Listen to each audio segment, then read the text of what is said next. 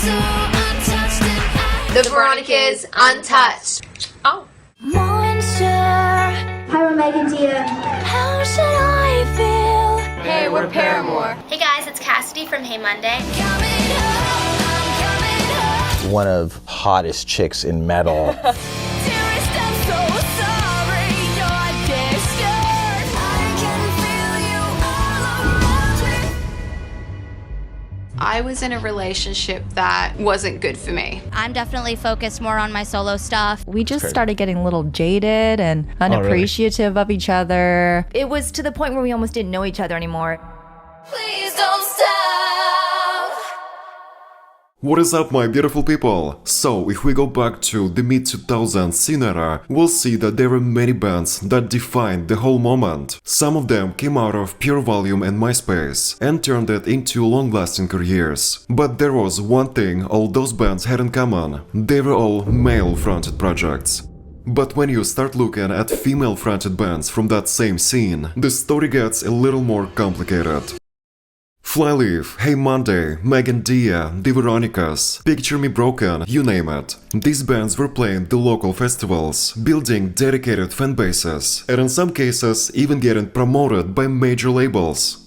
But, looking back today, almost none of them are still around. When was the last time you heard anyone talk about any of those bands? Exactly. The obvious exception is Paramore, and maybe Flyleaf. But most of the other female-fronted projects that I've mentioned eventually disappeared for different reasons, leaving behind a musical graveyard of the industry's most forgotten bands. So buckle up, legend, in this video we're gonna be revisiting some of those vanished bands and talk about whatever happened to them, what they're up to nowadays, and why so many female-fronted bands could not survive in a scene. You don't wanna miss it. But before we get started, what is going on, my beautiful people? This is me, your one and only Eastern European / American nostalgia blueprint and YouTube pioneer, Mr. Vitaly. Do not forget to support your local nostalgia channel. Lately I've been feeling so seen and appreciated by all of you, so thank you guys. Now, before we get into a so-called female graveyard, I wanna mention that there were a few bands that clearly broke this unfortunate pattern. For example, Paramore, of course. Can't make my own decisions. Just like other bands, they came out of the exact same scene, but somehow, and we know exactly how, they managed to evolve past that level and become more of a mainstream, which was something that almost none of the other similar bands were able to do. And there is only one reason for that. They had no problem sacrificing their heavy sound in order to stay on top. Gonna make you wonder why you even try. By the time the scene era started fading out by the early 2010s, they had already begun shifting into this more generic pop sound. So basically, Paramore was very much the exception. And I know I'm gonna get a lot of shit for it, but it's just the truth. Leave me alone, I'm speaking facts. In today's video, I'm not going to be focusing on the phenomenon of this band. But if you're interested in this subject, check out this video as well.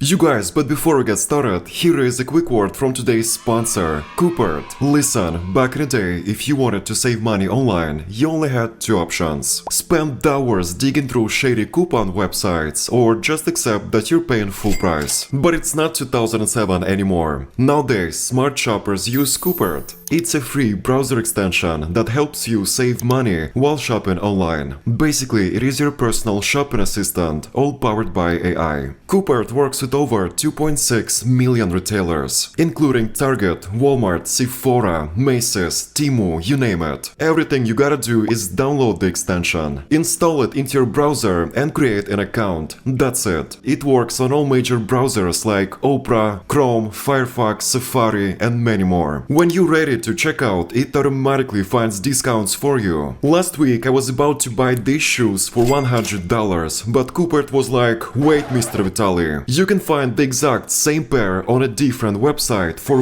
way cheaper. And I ended up saving so much money. While checking out, it also applies and tests different coupon codes in seconds, making sure you get the best possible deal. And on top of that, you can also get a cashback from more than 70,000 stores. So yeah, if you're still still paying full price online? That's a new legend. You better download Coopert and start saving money on every purchase immediately. Use my link in the description box down below. While talking about those exception groups, I also wanna briefly mention the Texas band Flyleaf. You guys, I love this band so much, and I just wanna give them some acknowledgement on my channel. In my opinion, Flyleaf was never really a part of that whole internet scene explosion in the first place. They were always a pretty well-respected band, not to mention in their own niche. Yes, they existed during the same era and even played some of the same festivals as those other bands, but musically they were always doing their own thing. In case you didn't know, the band is widely considered a Christian rock. Their sound leaned more into alternative metal and post-grunge, and the topics in their music were a lot more spiritual and even religious, compared to all the typical pure volume stuff that was blowing up back then. And a big reason for that success was their frontwoman Lacey Sturm, who was such a huge part of Flyleaf's identity. That voice and that stage energy, are you kidding me? So when she ended up leaving the band in 2012, that was a big surprise for everyone. But we'll get back to it in a second. From their self-titled debut from Belton, Texas, Flyleaf.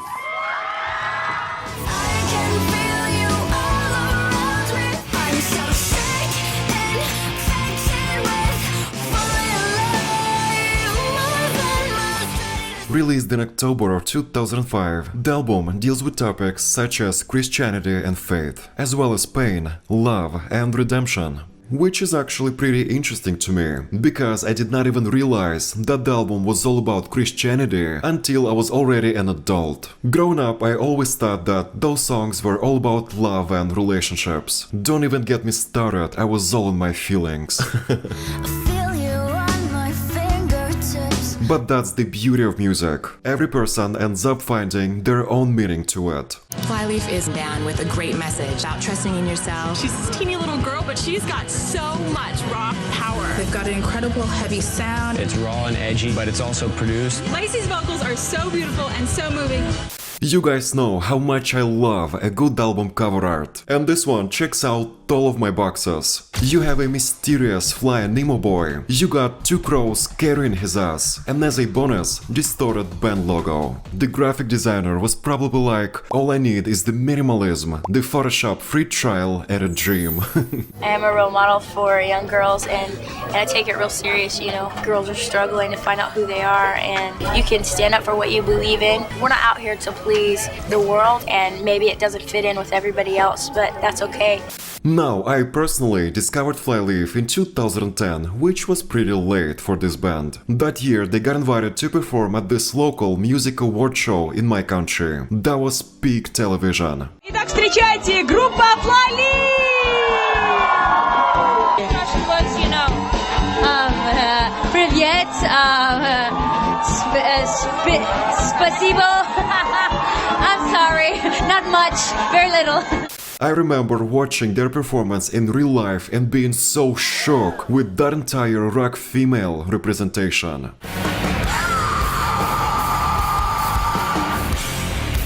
Let me tell you, I immediately got hooked on this band, and that same night even downloaded some of their songs illegally to my Nokia phone, and then I would listen to it on a speaker next to my friends and be like, oh my god, I'm so mysterious, I'm so cool, I have such a great taste. And it worked, my classmates were shocked. As I've mentioned, in 2012 Lacey left the band to focus more on her family and her personal life. Along with that, a very personal tragedy happened in Lacey's life that made her reevaluate her priorities. And Flyleaf continued with a new vocalist, Kristen May. She was chosen to lead the band after she auditioned in person, and they even released another album together. I can feel you all around me. But as talented as Kristen is, for a lot of fans it just didn't feel the same. Not because Kristen was bad, she's actually a great singer, but because Flyleaf was always closely associated with Lacey. By 2016, Kristen would quit Flyleaf as well. She probably couldn't take all that comparison. But then something sensational happened. In the early 2020s, Lacey Sturm started performing with the band again, and suddenly Flyleaf was back on stage, playing the songs that we all love.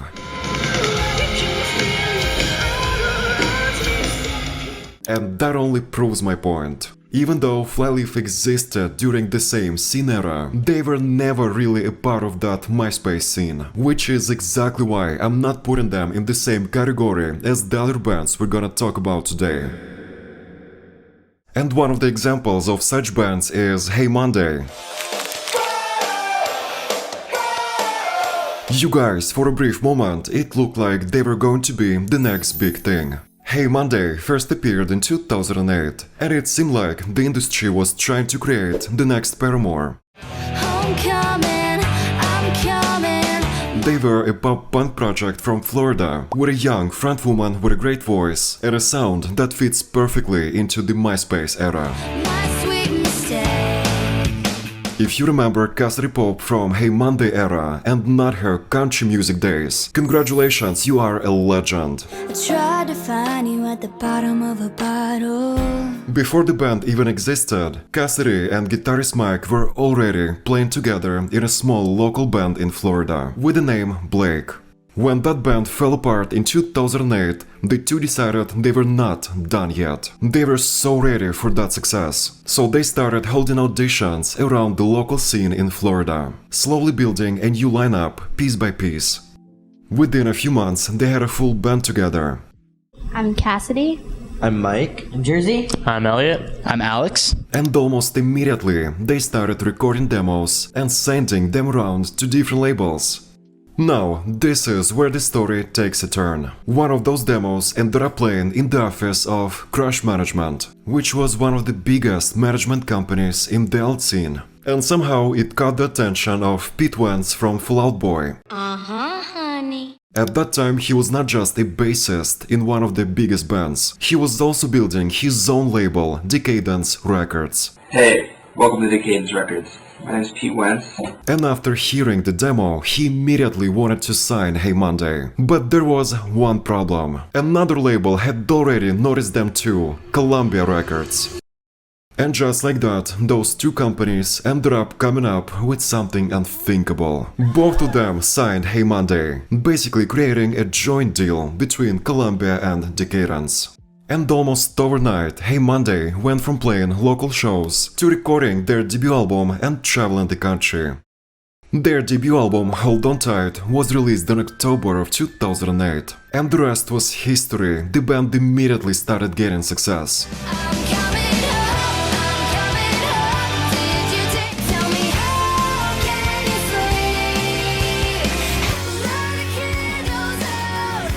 Around that same time, they also started opening tours for such bands as Fall Out Boy, The Academy Is, as well as All Time Low, which really helped them to gain even more popularity. It hasn't completely sunken in yet. It's still kind of surreal that kids are coming out to our shows. It's pretty insane. I heard you guys on the Fall Out Boy mixtape, and I gotta say, move over, Paramore. You guys are the latest and greatest in female-fronted bands. No disrespect to Paramore. Dan will love an encouraging supporter, but I disagree that Hey Monday was better than Paramore. I'm sorry, that's a reach. By mid-2009, the band would have almost 170,000 friends on MySpace.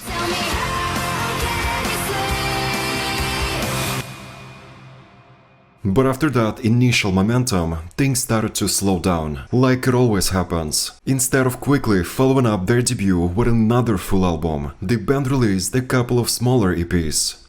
Are you watching the video without liking it again? I caught you red-handed. We just released our new EP, Beneath It All. Woo! Yay! This is their new CD. It's called Beneath It All, here with the song I Don't Want to Dance, Hey Monday. Those releases kept the band on the radar for a little while, but that next big step never really happened. The touring was not as constant anymore, and eventually the label kind of put the band on a back shelf, which slowly pushed Hey Monday into what became an indefinite hiatus. But as well know, they never came back. And what is so crazy about it is that the biggest success connected to the band actually happened way after Hey Monday had already cooled off. In 2012, Cassidy appeared on the show The Voice. Not only she joined the team of Blake Shelton, but she also ended up winning the entire season. Cassidy Pope! The Hey Monday singer walked off with the prize for Team Blake, making country superstar Blake Shelton proud. By that point, her career was moving in a completely different direction. She was about to become the country music sensation. When you look back at the story of Hey Monday nowadays, it kind of reveals this pattern about the whole industry. You guys, back in the 2000s, the alt scene was obsessed with the idea of female-fronted bands. When the explosion of Paramore happened, every label all of a sudden wanted their own version of that formula. A rock band with a charismatic female vocalist. But let's be real, they didn't know what to do with those projects in the long run. Simply launching the band was the easiest part. You sign a band, you put them on a Warped Tour, you post a couple of singles online and make them record behind-the-scenes videos for YouTube. And before you even know it, you have a successful project. Congratulations! Well, for a year or two. But once that initial success happens, I keep seeing this unfortunate pattern that all those bands are getting neglected. There is never a proper second album, nor is there a clear marketing plan. Yes, you guys, we need to have this conversation. With all due respect, it is impossible to sustain a brand that was built with no marketing strategy rather than being innocent teenagers. But one thing that those labels do not realize is that at some point the kids grow up. And I'm talking about both the band members and the fanbase. Sadly, the label people didn't work on them enough, neither sonically or style-wise. Let's be honest, as iconic as the band is, I would say they come across more like a quick Disney manufactured band, rather than serious project. While being signed by two goddamn labels, the band did not even have a proper strategy to begin with. They did not have any special backstory behind them. We never found out what they stand for as musicians, and we never got to know the members closer. But the labels were so obsessed with this idea of a new Paramore and a quick cash grab that sometimes they forget that they have to actually invest time and resources into their projects and stay consistent not only for the first 3 singles.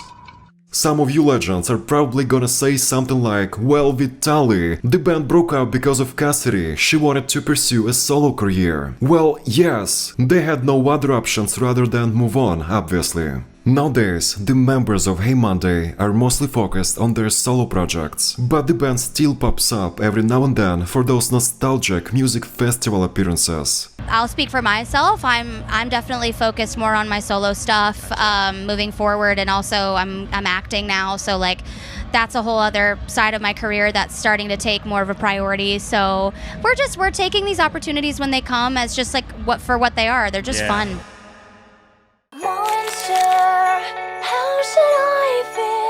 But unlike Hey Monday, this next band that I want to talk about did not fall apart because of poor label decisions. Not to that extent, at least. In fact, their story is way more personal. Meg Dia, you guys, please tell me that you remember them.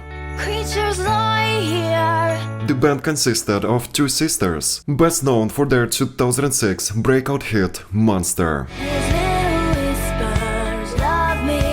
Before all those SoundCloud dubstep remixes of this song, there was the iconic original. But the story of Meg Dia actually began a few years before then. The band was formed in 2004 in Utah by 2 sisters, Meg Dia Frampton. Their music leaned more into piano-driven indie rock, which made them stand out from the louder guitar bands dominating the scene. Roses, roses cold. And that is when things started becoming more and more serious for the band. They eventually got noticed by the indie label Doghouse Records, that was a part of Warner Music Group. Soon after, they found a new lineup. Hi, we're Meg Dia, and you're watching Metro Mix. And released their first album, Something Real, in 2006. the same record that included the infamous Monster. But there are plenty of other great singles from that era.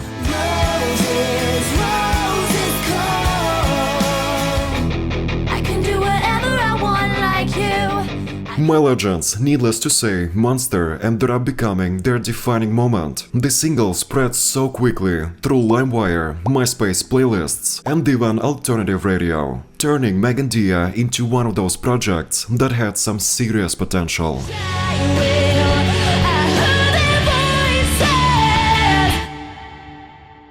And that music video fascinates the hell out of me. Tell me about Monster. How was that, like, making the video? Because you guys seemed like you guys had a great time. It was really fun. I mean, it was one of the first times we've gone to New York. But the coolest thing was that there was 600 people running around, like just for us to do our video. And I was like, wow, there was the makeup artists and the hair people and the food people, which are the most important. Yeah, the blanket people, because in between takes they had to come out and put a blanket over us because it was freezing. There is actually a few versions of this song. Have you heard the acoustic one? It is so brilliant. That's all I ask for. Love me. By the year 2010, they kept releasing music and touring, but the energy around the project was not the same anymore. As it always happens, their second album did not do as well as their debut one. So by the late 2010, their momentum slowly started slipping away. And this is where their story becomes very different from all the other bands in that scene, because it was not about labels, marketing or industry messing things up. The tension was actually happening inside the band itself. In 2011, Dia decided to audition for the very first season of The Voice. And that decision ended up changing everything. She did really well on the show, and eventually finished in second place. When the show ended, she was offered a solo record deal, and later that same year released her debut pop record. Soon after, Dia went on a major arena tour, supporting country legend Blake Shelton, and she invited her sister to join her. And while that was obviously a huge opportunity for both of the sisters, it also began creating distance between them. It was during that period when things finally reached a breaking point. By the end of that tour, Meg Dia essentially fell apart, and for a long time after that, they barely even spoke to each other. Meg and I really split up on the last day of that tour, Dia claimed. She just said, "I cannot do this anymore," and I remember falling to the ground and bawling my eyes out. It's really hard. We've had a lot of times where we just did not talk to each other. We never got in each other's faces, but it was kind of just more of that awkward. We know each other so well, but all of a sudden we'd be at Christmas dinner and all of our other sisters would leave and it was kind of just us. And it was to the point where we almost didn't know each other anymore. It was like, so, how's acting? How's LA? Like I said in the beginning, there were years where I think that appreciation was there, where we would stop and say, this is crazy. How are we playing Warped Tour right now? Yeah. Like, we're on the main stage today. How did we get this tour opening up for Angels and Airwaves and Save the Day? Like, this is what is happening. But I think after years had gone by, 6 or 7 years in, and then we were on the major label and we had some money backing us and we were in a bus at that point. And then I think after that much time, then you start to forget about where you started and why you're doing it. Because it just becomes normal at that point. Yeah, it's like a given. It's just, you just lose track of your humble beginnings. And I mean, I get it, the project was always built around two sisters, so when things between them fell apart, the band naturally fell apart too. Because let's be honest, we don't even remember the other dudes' names, with all due respect. But the story didn't completely end right there. By 2019, the girls had slowly reconnected and even returned to perform again. Nowadays, the sisters are mostly focused on their own lives and projects. Dia has moved deeper into the entertainment world. She's actually more of an actress nowadays, surprise, and even appeared in some of their television projects. Meanwhile, Meg Frampton lives a much quieter life in Austin, Texas, occasionally sharing updates with fans on Instagram. Meg Dia still pull in almost 500,000 monthly listeners on Spotify, which means that their songs were never forgotten.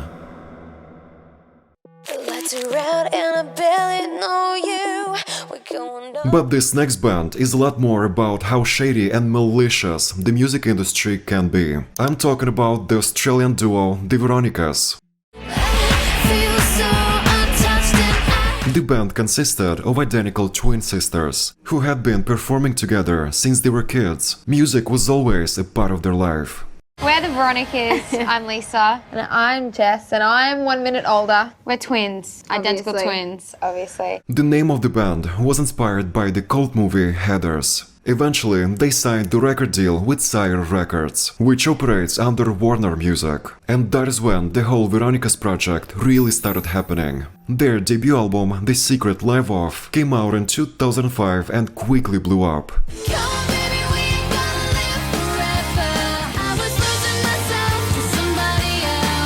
Performing their single When It All Falls Apart from the album The Secret Life of the Veronicas. Here are...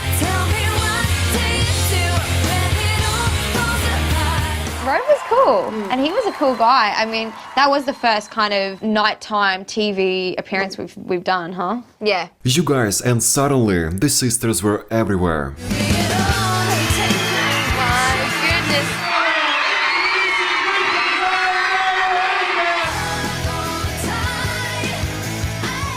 In 2007, they released their second album, which shifted their sound even further into electropop and club music, and once again produced massive hits like Untouched and Take Me on the Floor.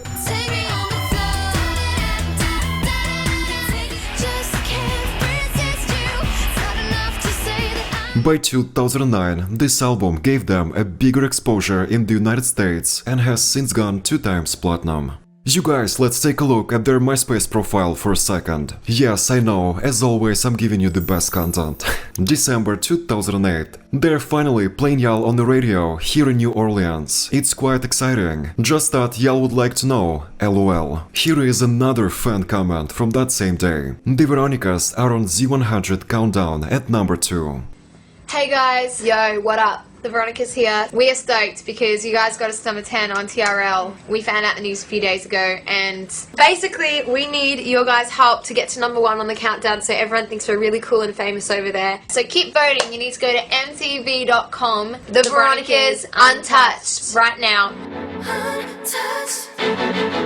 But anyways, by that point, it looked like the band was only getting bigger. They had 2 successful albums, international tours, and a very recognizable image. And speaking of image, Veronicas were not only turning into an iconic pop duo, they were also becoming a full-on style blueprints for MySpace generation. Hey guys, we are going shopping for our up-and-coming American tour. Oh yeah, that is cute. Clothes are a big part of making you creatively express who you are. Cute! Look how sick these are. And I mean, rightfully so. I feel like out of all bands we've talked about today, the Veronicas have always been worked on the most. Don't get me wrong, the girls were already stylish to begin with, but they definitely had a strong visual team behind them that could bring their concept to a whole new level. The girls were known for that slightly chaotic scene/Tumblr/glam pop aesthetic. Did you know that they also co-wrote the song for none other than Tattoo? You wrote the worldwide smash hit All About Us for Russian girl group Tattoo. Yes, we did. That is true.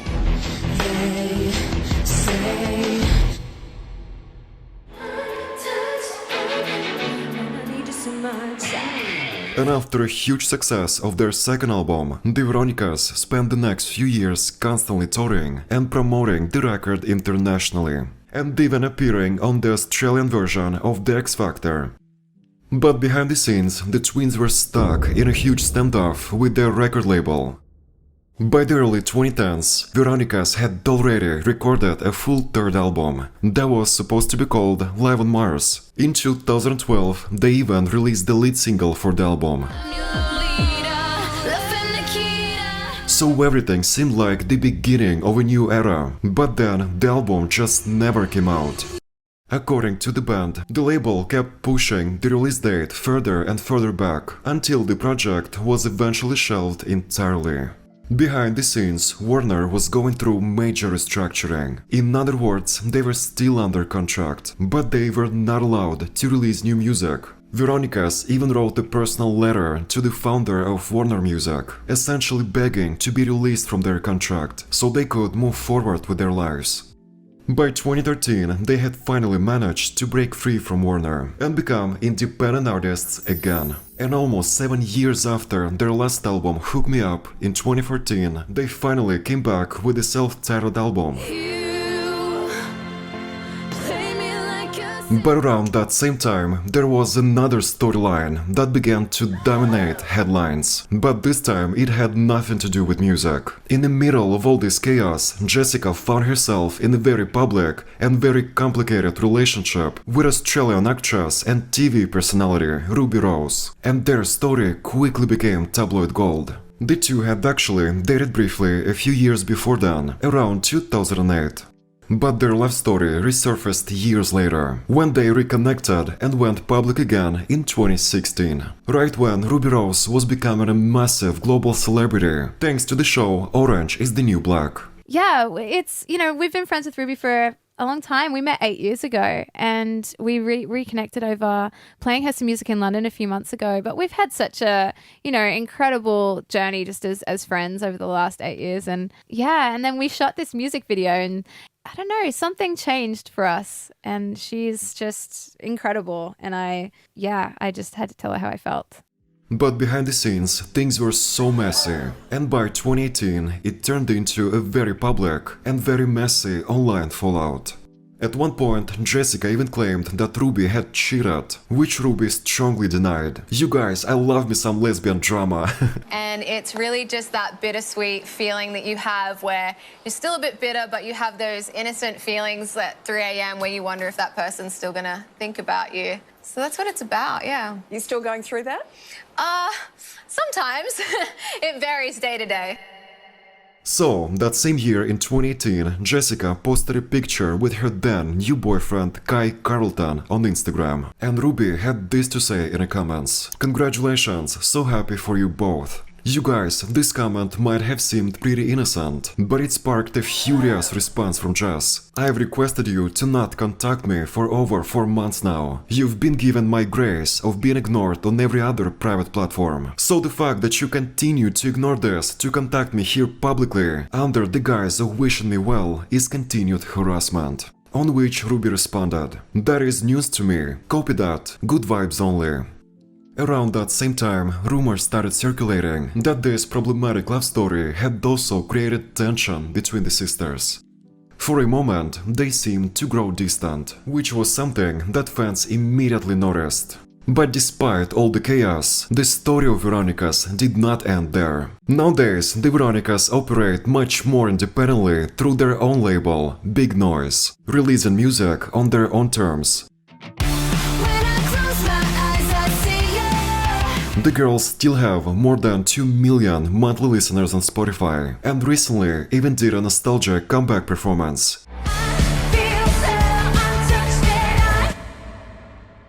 For now, my beautiful people, I wanna say something in conclusion to summarize today's video. Despite all of them breaking up for different reasons, there is this bigger problem that becomes pretty obvious. The mid-2000s alternative scene simply didn't know how to sustain those female-fronted projects. The timing made it seem like there was only one space for one breakout project. Okay, maybe two. And we all know who ended up taking most of that space. But everyone else, not so much. Let's be honest, those bands were never treated like long-term potential projects. In fact, they were seen as a quick cash grab. If the momentum of the band slowed down even slightly, the label's support immediately disappeared. They were shelved just like that. Okay, my beautiful people, and on this note, that's gonna be the end for today's video. What do you think about this entire female-fronted graveyard? Don't forget to support your local nostalgia channel. Remember, your ex is effing toxic. The best way to make them bitter is to become successful. I love you guys.